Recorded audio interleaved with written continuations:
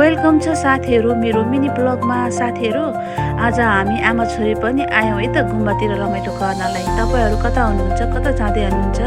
हामी चाहिँ यता छौँ है यता साथीहरू। यता हामी चाहिँ गुम्बामा घुम्न रमाइलो गर्न खानपिन गर्न यतातिर आएका छौँ लोसार मनाउनको लागि।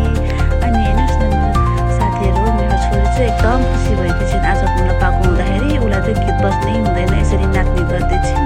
मान्छे भने आफू उभिन सक्ने होइन, उसलाई नाच्नु परेको छ यसरी। ल हेर्नुहोस् त कति गीत त बज्नै नहुने कि नाचिहाल्ने कि मेरो छोरीहरू त यस्तो कि तपाईँहरूको पनि हो साथीहरू, भन्नुहोस् है साथीहरू।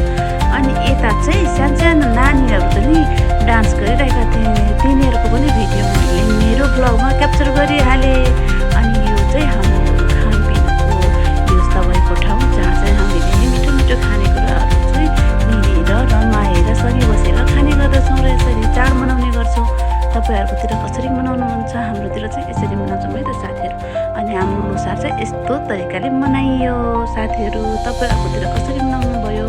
अनि साथीहरू मेरो भिडियोमा चाहिँ तपाईँहरूले लाइक कमेन्ट सेयर चाहिँ गरिदिन नबिर्सनु मलाई साथीहरू।